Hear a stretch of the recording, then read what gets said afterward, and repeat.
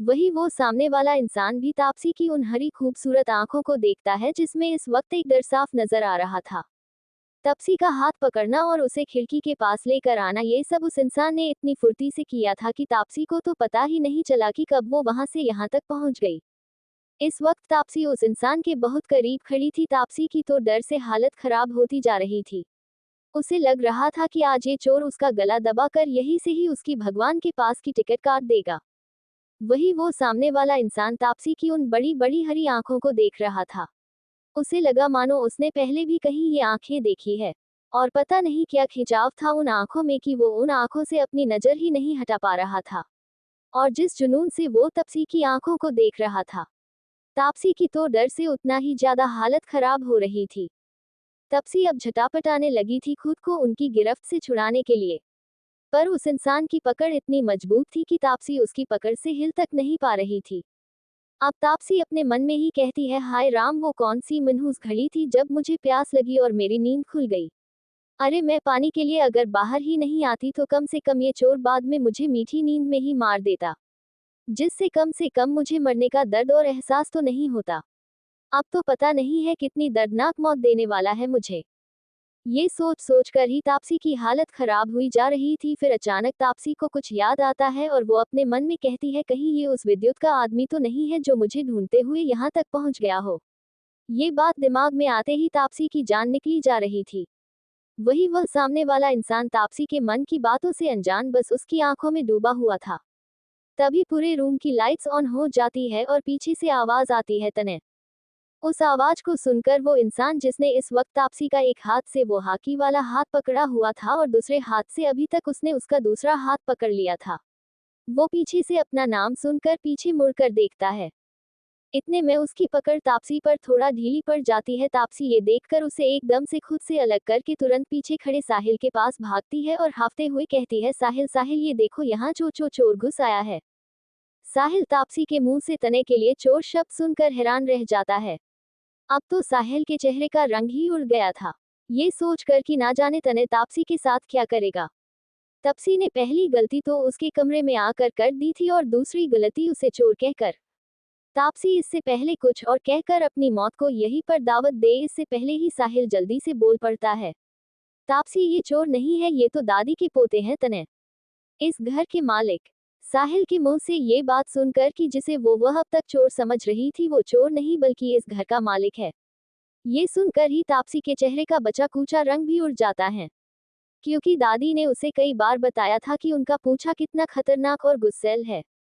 ये सोचते हुए तापसी को कुछ समझ ही नहीं आता कि वो अब क्या करे क्या कहे।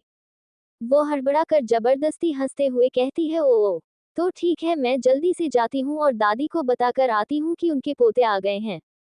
तने अपने सामने खड़ी लड़की की ऐसी हरकतें देखकर और खुद के लिए उसके मुंह से चोर शब्द सुनकर गुस्से में दांत पीस कर कहता है, गेट आउट। तने की आवाज धीमी पर बहुत खतरनाक थी, जिसे सुनकर एक पल के लिए तो तापसी हालत खराब हो जाती है। फिर वो खुद को संभालते हुए कहती है, हाँ जा रही हूँ बस, मैं तो आपके कमरे से बस जा ही रही थी। तभी साहिल अपना सर पकड़ते हुए कहता है कि लड़की एक नंबर की बेवकूफ है, फिर बताओ किसे कहते हैं, वो तुम्हें अपने रूम से नहीं बल्कि इस घर से ही गेट आउट कर रहा है। ये सुनकर तापसी की आंखें बड़ी हो जाती है और वो तने की तरफ देखकर अपने मन में कहती है, मैं इस वक्त इस घर से कहीं नहीं जा सकती। अगर मैं यहाँ से निकल गई तो जीस की सारी मेहनत बेकार चली जाएगी। और कहीं ऐसा ना हो कि मेरे कारण उन दोनों की जान भी खतरे में पड़ जाए। ये सोचकर कि तापसी की आंखों में आंसू जाते हैं और वो तने से कहती है, आई एम सॉरी सर मम्मा, मैं मुझसे गलती। तापसी का इतना बोलना ही था कि तने गुस्से से आगे बढ़कर तापसी का हाथ पकड़ लेता है और उसे खींचते हुए अपने रूम से बाहर लेकर नीचे की तरफ जाने लगता है। साहिल ये देखकर बहुत घबरा जाता है क्योंकि वो जानता था कि तने को रोकना लगभग नामुमकिन है। तने तापसी को सीढ़ियों से नीचे लेकर जा रहा था। तापसी उसे बार बार माफी मांग रही थी पर तने को तो मानो कोई फर्क ही नहीं पड़ रहा था। साहिल भी उन दोनों के पीछे जाने लगता है। उसे समझ नहीं आता कि वो तने को कैसे और किस तरह से रोक। उसे तापसी के लिए बहुत बुरा लग रहा था। साहिल तापसी और तने के पीछे पीछे रूम से बाहर आता है। तने तापसी को खींचते हुए सीढ़ियों से नीचे लेकर जाता है। तापसी उससे बार बार सॉरी बोल रही थी, पर तने पर तो मानो तापसी की माफी मंगाने का कोई फर्क ही नहीं पड़ रहा था। वही साहिल को तापसी के लिए बहुत बुरा लग रहा था। वो कुछ सोचता है कि आखिर तने को कौन रोक सकता है तापसी को घर से बाहर निकलने से। तभी उसे दादी का ध्यान आता है तो वो जल्दी से अपना फोन निकालकर तुरंत दादी को कॉल करता है। दादी अपने रूम में आराम से सोई हुई थी। फोन की रिंग सुन कर वो नींद में ही फोन उठाकर कहती है, अरे कमबख्तो, रात को तो चैन से सोने दिया करो, रात को भी कंपनी के कॉल आने लगे हैं। ये सुनकर साहिल कहता है, अरे दादी उठो, कंपनी वाले नहीं, मैं साहिल बोल रहा हूँ।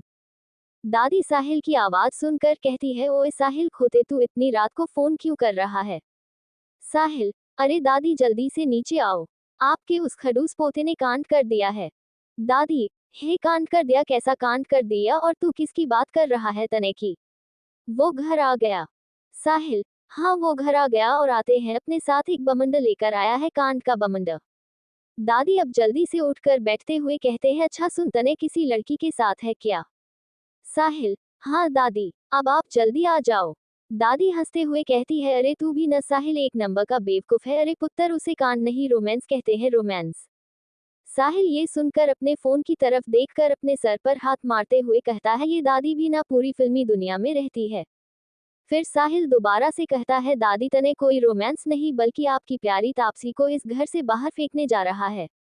अगर आप चाहती हैं कि तापसी इस घर से ना जाए तो जल्दी से नीचे आ जाए, वरना अपनी रजाई खींचकर वापस से दो जाए। ये कहकर साहिल फोन कट कर देता है। तने भी अब तक तापसी को खींचते हुए घर के बाहर चुका था। तापसी एकदम से नीचे गिर जाती है तने के रूम में कसकर हाथ पकड़ने से और फिर खींचने से। अब तापसी के हाथ में बहुत दर्द हो रहा था। वैसे अभी तक तने और तापसी ने एक दूसरे को ठीक से देखा नहीं था। जब तने ने तापसी को पकड़कर खिड़की के पास खड़ा करा था, तब अंधेरा था जिसमें सिर्फ उन दोनों की आंखें ही नजर आ रही थी। फिर जैसे ही लाइट्स ऑन होती है वैसे ही तापसी सीधा जाकर साहिल के पीछे छुप गई थी। फिर तने ने जब तापसी का हाथ पकड़कर खींचकर उसे नीचे लाया था तो तने ने एक बार भी तापसी की तरफ नहीं देखा था। अब जब उसने तापसी को बाहर फेंका था तो अभी भी तापसी का चेहरा नीचे झुका हुआ था। साहिल ये देखकर जैसे ही तापसी की तरफ उसकी मदद करने के लिए बढ़ता है तभी उसे तने की नज़र खुद पर महसूस होती है, जिससे उसके पैर अपनी जगह पर ही जम जाते हैं। तने अपने गार्ड्स की तरफ एक नज़र देखता है। गार्ड्स तने का इशारा समझकर तापसी को उठाकर बाहर फेंकने के लिए जैसे ही उसकी तरफ बढ़ते हैं, तभी पीछे से दादी की आवाज आती है, खबरदार जी, किसी ने तापसी पुत्र को हाथ भी लगाया जो। दादी की आवाज पर वो गार्ड्स रुक जाते हैं। दादी तने के सामने आकर कहती है, तने पुत्र ये क्या है? दादी की बात सुनकर तने दादी की तरफ देखता है। तने की नज़र खुद पर पड़ते ही दादी हड़बड़ाते हुए कहती है, वो बेटा ये तापसी अच्छी लड़की। दादी के इतना बोलते ही तने बिना उनकी पूरी बात सुने वहां से अंदर की तरफ जाने लगता है। तने पर अपनी बात का कोई असर न पड़ता देखकर अब दादी अपनी एक्टिंग शुरू कर देती है। हाँ हाँ, मुझ बुढ़िया की क्यों सुनेगा कोई, चल तापसी पुत्र चल, हम दोनों ही यहाँ से चले जाते हैं।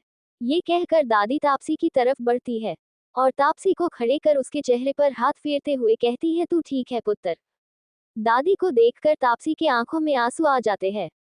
दादी को एक लड़की की जो सिर्फ एक हफ्ते पहले ही उनके घर पर आई है, उसकी इतनी केयर करता देख तने अपने कोल्ड लुक के साथ वापस मुड़ता है और अब जाकर उसकी नज़र ठीक से तापसी के चेहरे पर पड़ी थी।